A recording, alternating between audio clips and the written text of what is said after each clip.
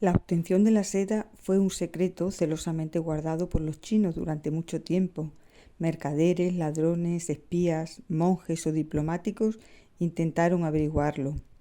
Un decreto imperial establecía la pena de muerte a quien divulgara fuera del imperio chino el secreto de la obtención y fabricación de la seda.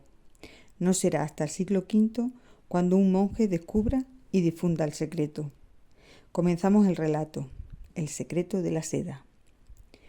Desde que el intrépido soldado Caius Annius se deslumbró con el brillo natural y exclusivo del estandarte que portaba el ejército de los partos, su única obsesión fue descubrir cómo se obtenía aquel hermoso tejido, la seda. Muchas nobles damas lucían vestidos de seda. Llegaron a través de las grandes caravanas que procedían del país de los seres, pero nadie sabía cómo se elaboraba. Algunos apuntaban que se obtenía de las hojas de los árboles, pero nada se sabía con certeza.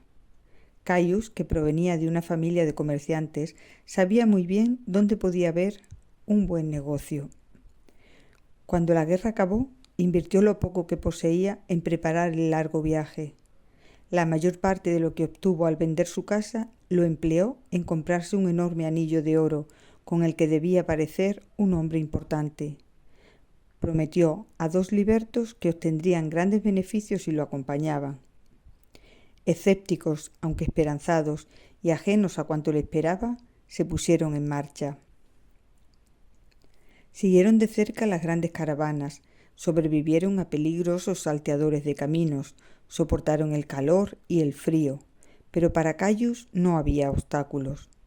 Tras demasiados días de viaje, llegaron a la gran ciudad junto al río. Sin muchos preámbulos se dirigieron al palacio del gobernador, y aunque él ya empezaba a entender aquel complicado idioma, contrató por unas monedas los servicios de un traductor para que todo fuera perfecto. Le hicieron esperar en un amplio salón donde admiraron los jarrones de porcelana y las sillas cubiertas de seda. Un sonido vibrante y estridente anunció la llegada del mandatario. Aquellos acordes procedían de un armario donde colgaban las 16 piedras diferentes de mármol de un curioso instrumento musical. Yuan apareció con sus ropas de seda roja, adornadas por blasones negros bordados. Desde su sillón, en el estrado, recogió el papiro que Caius no le costó mucho falsificar con los saludos del emperador. Mientras lo entregaba, se aseguró de que todos contemplaran su espléndido anillo. Le ofreció algunos presentes como cerámica de terra sigilata, vidrios y joyas. Durante la conversación no encontró ni una mínima posibilidad que le llevase a conocer cómo fabricaban la seda. La comida a base de carne y pescado fue más distendida, aunque Caius tuvo algunos problemas al utilizar aquellos palillos de plata. Fue mientras bebían un suave licor de arroz cuando Caius aprovechó para reconducir la conversación hacia sus intereses, pero el gobernador, educado, aunque Cassius percibió que su cortesía rozaba el límite, simplemente se despidió, no sin antes obsequiarle con unas magníficas telas de seda para su emperador. Era evidente que aquellos personajes no tenían la menor intención de enseñarles cómo obtenían la seda. Decepcionado, Caius no estaba dispuesto a darse por vencido. Se marchó al mayor mercado de la ciudad y directamente con una bolsa de monedas de plata en la mano, intentó que varios comerciantes les develaran cómo producían la seda. Pero tampoco fue posible.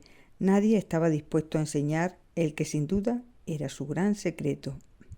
Como último recurso, decidió visitar uno de los talleres próximos a la ciudad, donde estaba convencido de que obtendría respuestas por parte de aquellos humildes trabajadores. Pero nada más llegar le brindaron el paso a un cobertizo donde probablemente trabajaban la seda. Antes siquiera de presentarse Caius, se desplomó inconsciente al suelo. Liu She y sus hijos, aun sin conocerlo de nada, trasladaron al extranjero hasta su casa. Lo acomodaron en el único diván de la casa, en la sala principal, tras un sencillo, aunque hermoso biombo de papel con un gran sauce pintado en el centro. Caius parecía muy enfermo, tenía fiebre alta, estaba pálido y respiraba con dificultad. Liu, sin dudarlo, ordenó a su hijo menor que fuera a casa de Yui, a la ciudad, sin detenerse un solo instante. Él tendría el remedio para aquel viajero que se debatía entre la vida y la muerte, en su sencilla casa de madera. Como pago para el sanador, le entregó la única pieza de interés que poseía, la figurilla de un caballo de bronce que había pasado de generación en generación.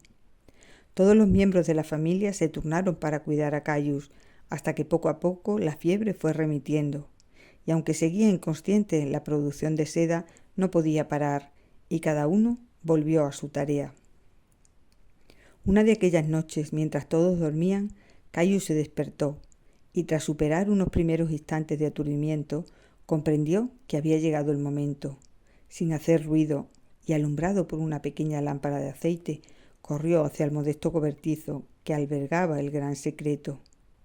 Cuando entró, solo vio gusanos sobre hojas frescas de morera. Los más grandes hilaban el capullo donde se encerraban. Enseguida comprendió el proceso.